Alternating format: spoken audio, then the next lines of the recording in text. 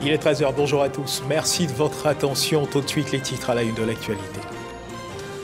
Dans le fil de l'actualité nationale au Sénat, Yamoussoukro se balaie ministériel devant la commission des affaires économiques financières de l'institution. Les ministres de la République se succèdent devant cette commission des affaires économiques financières du Sénat pour la présentation de leur budget pour l'année 2023. Les défis sont annoncés, les choix expliqués. On en parle avec Ader Sogodogo. Et puis les dons en vivres, non vivres et en numéraire aux parents des enfants victimes de malaise dans le village de Pokaankro, commune de Bouaké. La ministre Belmondo apporte la compassion du gouvernement aux populations de ce village au nom du président de la République, Alassane Ouattara, et du gouvernement.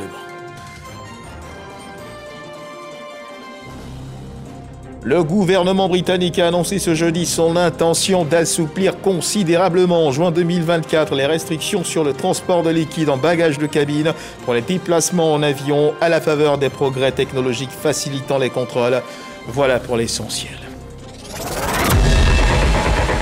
Madame, Monsieur, bonjour et merci de nous suivre. Direction les États-Unis d'Amérique où le Premier ministre Patrick Hashi a poursuivi sa visite de travail à Washington en marge du sommet des leaders États-Unis-Afrique où il représente le président de la République Alassane Ouattara. Patrick Hashi, le chef du gouvernement, enchaîne audience et séance de travail. Ce jeudi, il a rencontré Alice Albright, présidente du MCC, le Millennium Challenge Corporation. On fait le point avec Alexis Ouedraogo. À Washington, le chef du gouvernement poursuit ses rencontres. Mercredi, Patrick Hashi était au MCC. Le programme qui soutient des projets du secteur éducation-formation se satisfait de l'état d'avancement des différentes étapes. Bien avant, représentant le chef de l'État, le Premier ministre a pris part à l'ouverture de l'US Africa Leaders Summit avec au centre des échanges la sécurité alimentaire. Nous sommes un géant en matière de production agricole, l'agriculture de rente, que ce soit le cacao, que ce soit la noix de cajou, que ce soit l'EVA, toutes ces productions que nous avons ont le même problème, le taux de transformation local pour pouvoir retenir la valeur ajoutée, créer des emplois et croître. Donc pour cela, nous avons bien sûr besoin de capital, nous avons besoin de partenaires, nous avons besoin de savoir-faire et les Américains dans ce domaine-là ont bien sûr une très grande longueur d'avance et aujourd'hui sont parmi les meilleurs au monde. Donc nous avons dit que nous étions intéressés à échanger avec eux pour voir dans quelle mesure ils pourraient venir en Côte d'Ivoire, investir et dans un partenariat gagnant-gagnant nous permettre de transformer beaucoup plus nos matières premières afin d'avoir et de capter cette valeur ajoutée. Pour le chef du gouvernement, les défis entre la Côte d'Ivoire et ses partenaires dont les États-Unis sont multiformes et il faut faire davantage d'efforts pour les affronter. Donc il y a de grandes transformations à faire pour pouvoir approvisionner les populations en quantité, en qualité, mais même au-delà de ça, de pouvoir exporter les produits alimentaires. Donc les défis que nous avons au niveau de la production pour pouvoir produire tout le long de l'année en quantité suffisante toutes les productions nécessaires, mais également les questions d'éviter les pertes post-récolte, donc les questions de stockage, les questions de transport, mais également les questions de distribution. Et la Côte d'Ivoire est résolument engagée à la transformation de ses productions locales les années à venir.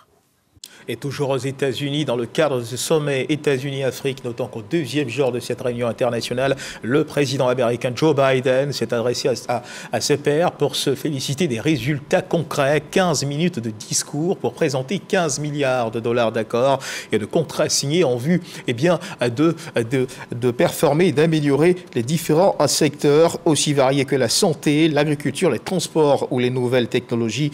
Notons qu'il a ajouté ce sont des investissements à long terme qui vont bénéficier vraiment aux gens, créer de nouveaux emplois bien payés, y compris ici aux États-Unis, et élargir les opportunités de tous nos pays pour les années à venir, s'est exprimé le président américain Joe Biden.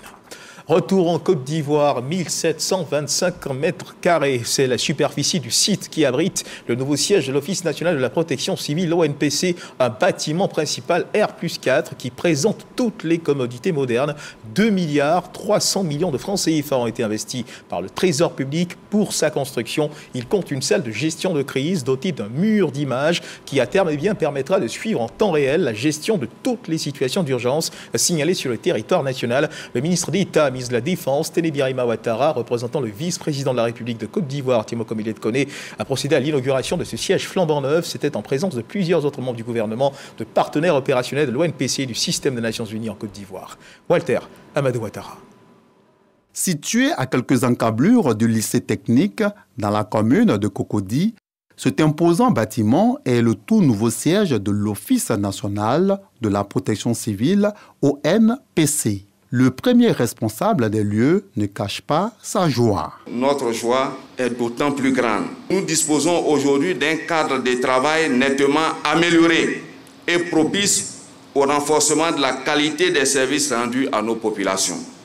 Après plus d'une dizaine d'années passées à l'étroit, soyez assurés de notre engagement à faire un bon usage des locaux mis à notre disposition. Cette administration des pompiers civils de Côte d'Ivoire fait partie des infrastructures de protection civile prévues par la loi de programmation des forces de sécurité intérieure 2016-2022. Cet édifice est bâti sur une superficie de 1725 m². Les travaux ont démarré le 17 septembre 2018.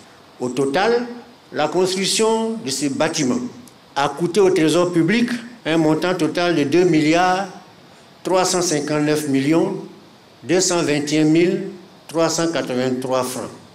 Toute ma reconnaissance pour l'attention et le soutien que le président de la République, son Excellence M. Alassane Ouattara, ne cesse d'apporter à la politique ambitieuse de la sécurité intérieure. Représentant le vice-président de la République de Côte d'Ivoire, Thiemoko Méliette connaît, le ministre d'État, ministre de la Défense, Téné Birahima Ouattara, procède à l'inauguration des locaux, l'un des symboles de la pertinence et de la réussite de la vision actuelle de la protection civile réalisée par le sommet de l'État. L'amélioration des conditions de travail de nos hommes et femmes de l'ONPC, qui se traduit par la construction et l'équipement d'infrastructures adéquates, comme ce siège que nous inaugurons aujourd'hui, permet d'assurer avec efficacité et professionnalisme la coordination opérationnelle de la réponse de l'État dans la gestion de toutes les situations d'urgence ou de catastrophe.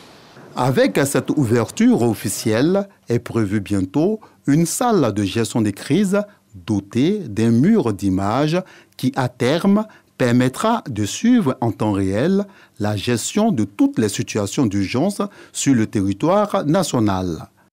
Et regardons à présent du côté du Sénat. Hayam Soukrou, les ministres de la République se succèdent devant la Commission des affaires économiques financières du Sénat. Après la présentation de leur budget pour l'année 2023, les défis sont annoncés, les choix expliqués. C'est ce que nous dit Kader Segodogo. Le ministre de l'Enseignement supérieur et de la Recherche scientifique présente les grands axes de son département en 2023. Construction, ouverture d'universités, réforme du BTS, etc. Il bénéficie d'un budget de plus de 290 milliards, y compris le fonctionnement. Le ministère de l'Enseignement technique, de la formation professionnelle et de l'apprentissage, plus de 171 milliards de francs CFA.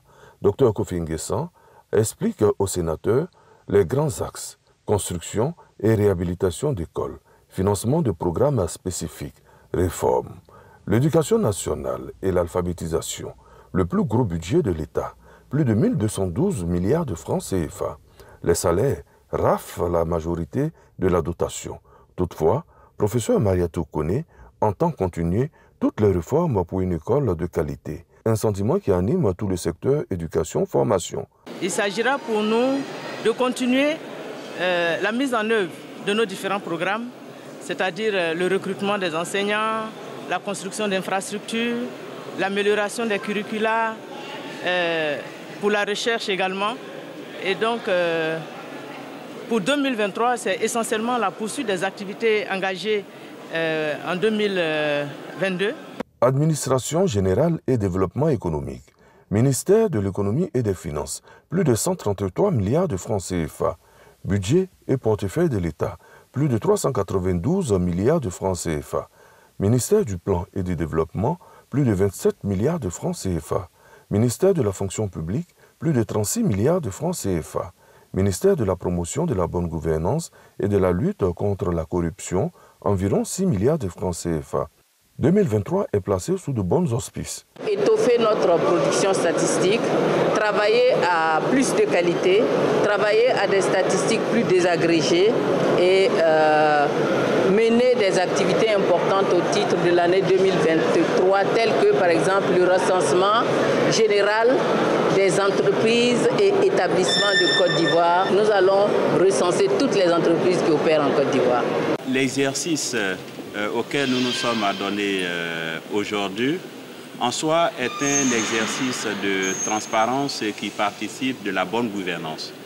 Venir expliquer aux élus, aux représentants de la nation, nos axes d'intervention, dire ce que nous allons faire et de quels moyens nous aurons besoin pour réaliser ce que nous voulons faire, c'est déjà un bel exercice de transparence, un bel exercice de redevabilité qui permet non seulement de renforcer la bonne gouvernance, mais qui permet également d'assurer une bonne gestion des ressources qui nous sont allouées.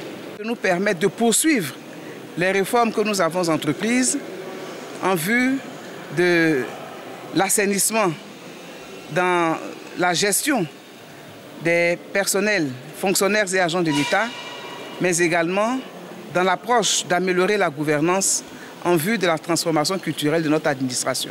Tous ces budgets ont été votés à l'unanimité par la Commission des affaires économiques et financières du Sénat. Et toute autre chose à présent, le projet d'élaboration des plans d'urbanisme directeur de 80 localités vient d'être lancé par le ministre Bruno Lavagné-Koné. Le lancement de ce projet d'élaboration des plans d'urbanisme directeur répond à un objectif, celui d'améliorer le cadre de vie des populations. L'ancien Bakayoko. C'est au regard des défis liés au rôle que peuvent jouer les villes ivoiriennes en tant que motrices du développement économique et urbain que le gouvernement a décidé d'élaborer des plans d'urbanisme directeurs de 80 nouvelles localités, tout comme la délimitation des terroirs villageois. Notre objectif, c'est de faire en sorte que le cadre de vie de nos populations soit assaini, soit sûr, soit facilité, mais qu'il soit agréable également. Et tout cela fait partie des missions qui sont confiées à nos spécialistes, aux urbanistes en particulier. Pour la réalisation de ce projet destiné à améliorer de façon durable le cadre de vie des populations, les acteurs locaux, notamment les maires, les préfets et les sous-préfets, sont appelés à appliquer scrupuleusement les règles éditées et les urbanistes devraient travailler avec une conscience professionnelle avisée. Il s'agit d'une poubelle en faveur de nos jeunes urbanistes qui trouvent dans ce projet le théâtre idéal pour l'expression de savoir-faire. Mais également, ce projet contribuera à la création de 2000 emplois indirects. Cette nouvelle politique vient régler deux problématiques. La première, c'est la planification urbaine des centres secondaires qui, comme on peut le voir partout en Côte d'Ivoire, est peu maîtrisée. La deuxième problématique, c'est justement, c'est encore ce développement urbain peu harmonieux, hypothéqué malheureusement par l'incivisme, par la méconnaissance ou la mauvaise application des règles. Selon le recensement général de la population et de l'habitat effectué en 2022, au moins 52% d'Ivoiriens vivent en ville. À suivre à présent cette action de portée sociale posée par la ministre de la Solidarité et de la lutte contre la pauvreté, Belmondo Dogo, des dons en vivres, non-vivres et en numéraire aux parents des enfants victimes de malaise dans le village de Kouka-Ankro, dans la commune de Bouaké. À travers cette action, la ministre de la Solidarité et de la lutte contre la pauvreté, Miss Belmondo Dogo, traduit sa solidarité et son soutien à la communauté villageoise de Kouka-Ankro au nom du président de la République, Alassane Ouattara, et du gouvernement. La ministre avait à ses côtés plusieurs autorités locales. Le reportage est signé Geneva Ouattara et Soro Corona.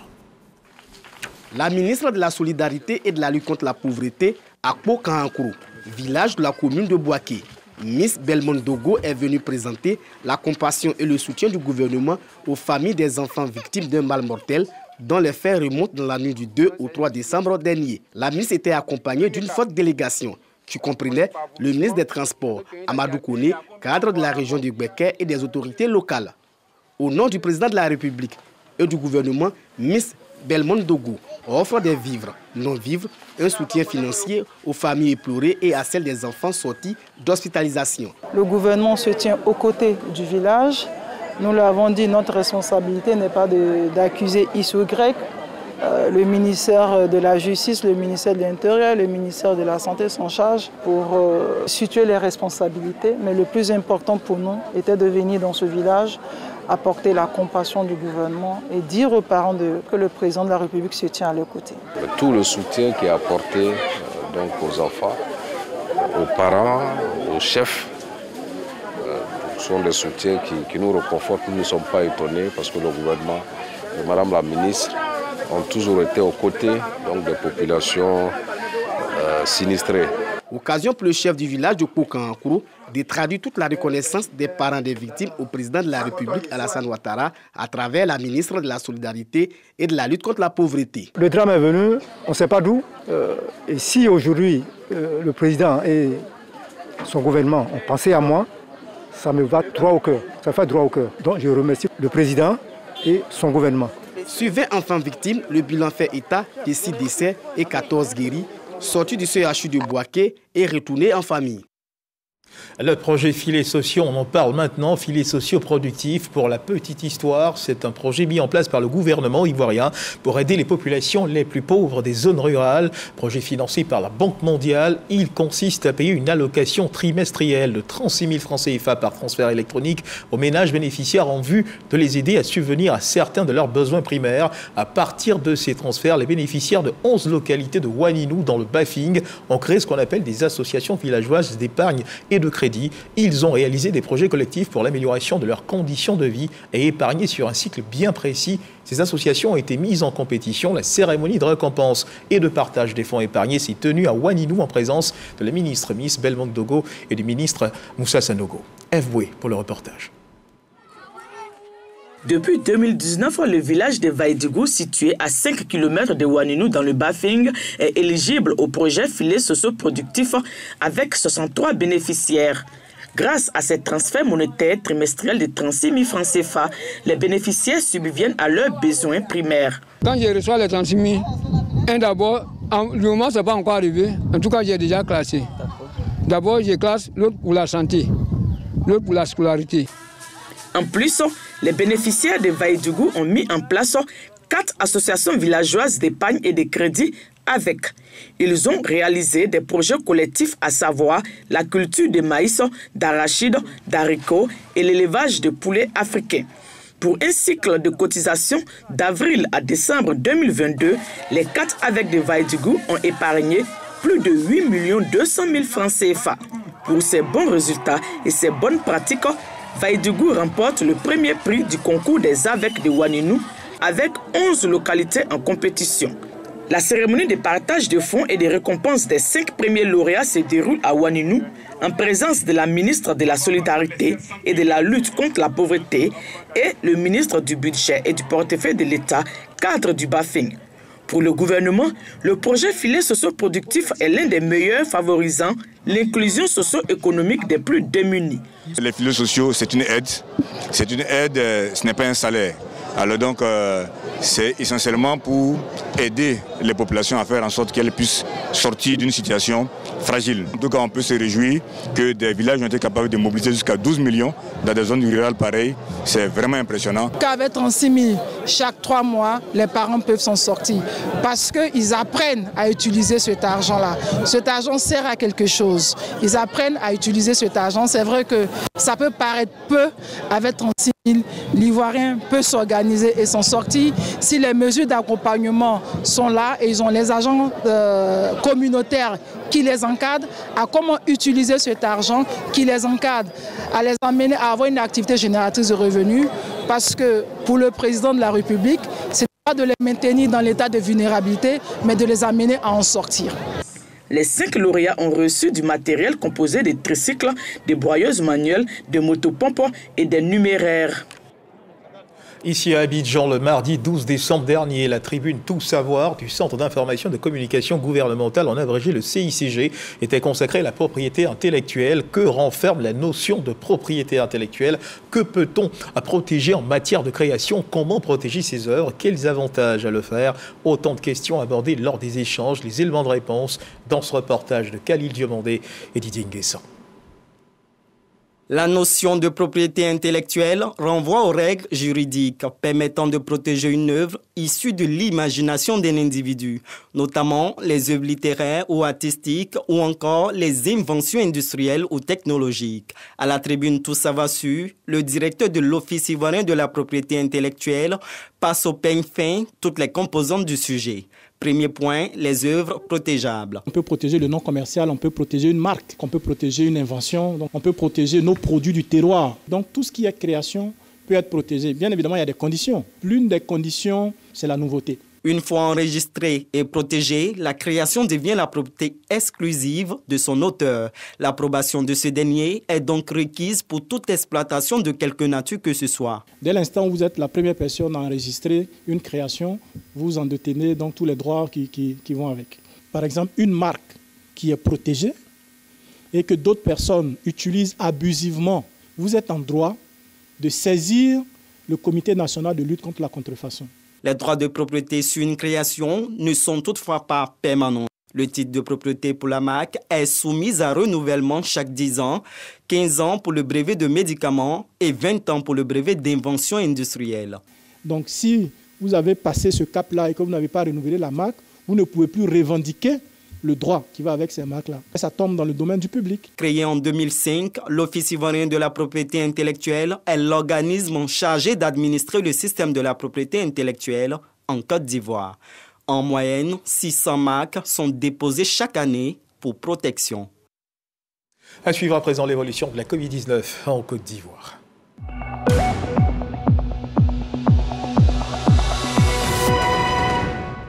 Le ministère de la Santé et de l'Hygiène publique de la couverture maladie universelle a enregistré hier mercredi 14 décembre 2022 3 nouveaux cas de Covid-19 sur 307 échantillons prélevés, soit 1% de cas positifs, 1 guéri et 0 décès. À la date du 14 décembre 2022, la Côte d'Ivoire, notre pays, compte donc 87 905 cas confirmés, dont 87 060 personnes guéries, 830 décès et 15 cas actifs. Le nombre total d'échantillons est de 1 658 231. Le 13 décembre 2022, 135 900 doses de vaccins ont été administrées, soit un total de 23 133 174 doses du 1er mars 2021 au 13 décembre 2022.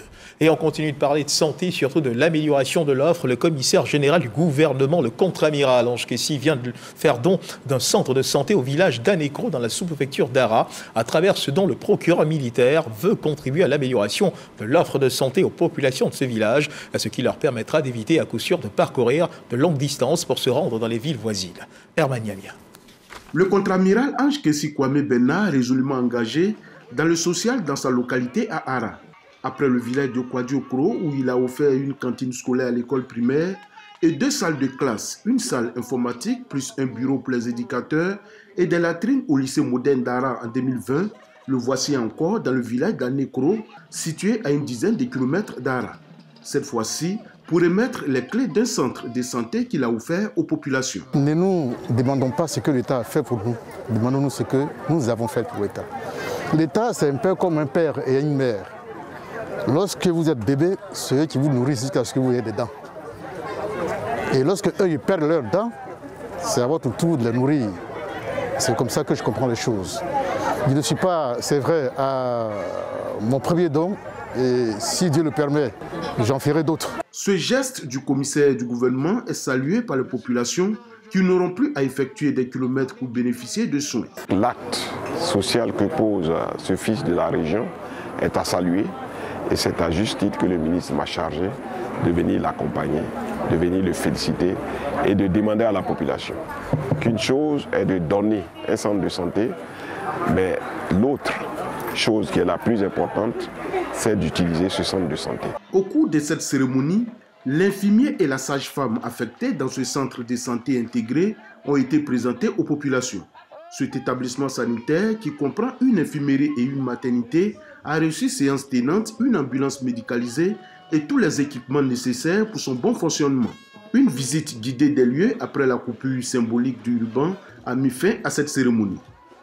Un reportage signé Herman Niamien à Ferry, chef-lieu de sous-préfecture dans la région de Lamé. La lutte contre les violences faites aux femmes et aux filles était au centre de la cérémonie marquant les 16 jours d'activisme engagés dans le cadre des violences basées sur le genre, sur initiative de l'ONG CAR International et ses partenaires, autorités administratives, religieuses, coutumières et les populations dans leur diversité se sont mobilisées pour dire non aux violences basées sur le genre. Eugène Atoubé. Les associations villageoises d'épargne et de crédit avec de la région de Lamé au premier rang de la campagne pour l'élimination des violences faites aux femmes et aux filles. Les femmes de ces groupements et les hommes qui en sont membres soutenus par plusieurs délégations venues des autres régions de la Côte d'Ivoire ont uni leur voix pour dire stop à ce fléau.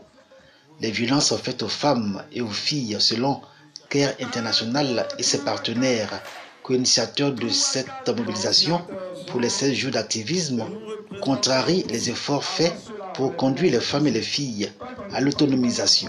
Pour nous, pour avoir une communauté cacaoyère prospère, il faut que la femme soit au cœur de tout. Et donc les violences à leur égard, la prise en compte de ce qu'elles veulent doit être fortement considérée. Quand la femme est autonome, la femme contribue au foyer, ça donne aussi l'opportunité à l'homme d'être un peu flexible et donner plus de considération à la femme dans toutes ses activités. Dans la région de Lamé, CARE International a installé 36 comités genre dans une perspective de réduction des inégalités liées au genre et d'autonomisation des femmes.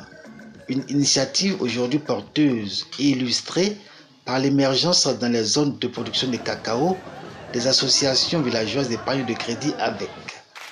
Entre inclusion financière et capacité à se prendre en charge, les femmes réclament aujourd'hui le droit à l'égalité homme-femme. Pour autant, elles paient encore le prix fort du déséquilibre structurel qui caractérise les rapports hommes-femmes, matérialisés par les violences basées sur le genre. Quand nous sommes informés d'un cas, nous ne devons pas hésiter, nous devons dénoncer, nous devons dire, parce qu'aujourd'hui, l'État est avec les victimes, la justice est avec les victimes, vous n'êtes pas seuls. Les violences faites aux femmes et aux filles se déclinent en mutilation génitale, violences sexuelles, mariage précoce, maltraitance psychologique et émotionnelle et déni de ressources. Des pratiques qui portent atteinte aux droits fondamentaux des femmes devant lesquelles la communauté est appelée à agir avec vigueur et véhémence au nom de la solidarité. Le groupement des transporteurs et conducteurs de Côte d'Ivoire a un nouveau président. Son nom, Adama Touré, porté à la tête de ce groupement par ses pairs. Le nouveau président a de grandes ambitions et entend travailler pour le bien-être de ses membres. Frédéric Olaï et Jean-Marc Djadji. Le domaine du transport représente 7 à 12% du produit intérieur brut national, selon le ministère de tutelle. Au vu de ce constat, les acteurs du secteur s'organisent afin d'améliorer leurs conditions de travail. Comme illustration, le groupement des transporteurs professionnels de Côte d'Ivoire tient son premier conseil d'administration. Adama Touré est désigné nouveau président. Il traduit sa reconnaissance à ses pairs. Il s'engage à œuvrer pour un dynamisme nouveau dans le secteur des transports. Nous nous mettons à l'ère du temps. Nous sommes dans un pays où il y a l'émergence en cours. Vous voyez que la Côte d'Ivoire, il y avait seulement 2 petits ponts à Abidjan. Aujourd'hui, les ponts, on ne les compte plus. Donc, c'est ce qui explique cela. Quand le monde évolue, si tu n'avances pas, tu vas reculer. Et dans le secteur du transport routier, on est obligé de nous adapter à l'émergence en cours et à innover pour pouvoir être à la même dimension que tous les secteurs d'activité en Côte d'Ivoire qui sont en train d'aller de l'avant. Avec pour ambition de développer le domaine des transports dans toute sa diversité. Adama Touré ouvre un champ de confiance entre les acteurs et une collaboration avec les bailleurs de fonds et les concessionnaires. Le conseil d'administration du groupement des transporteurs professionnels de Côte d'Ivoire enregistre 22 membres. Troisième et dernier titre de ce journal, le gouvernement britannique a annoncé ce jeudi son intention d'assouplir considérablement en juin 2024 les restrictions sur le transport de liquide en bagages de cabine pour les déplacements en avion à la faveur des progrès technologiques facilitant les contrôles, d'autant qu'actuellement seuls les contenants de liquide de moins de 100 ml sont autorisés en cabine dans les aéroports internationaux du monde entier, à condition bien sûr d'être placés dans des sachets transparents au contrôle de sécurité. Et c'est sur cette information que se referment les pages de cette édition. Merci de nous avoir suivis. Agréable début d'après-midi. Dieu garde la Côte d'Ivoire.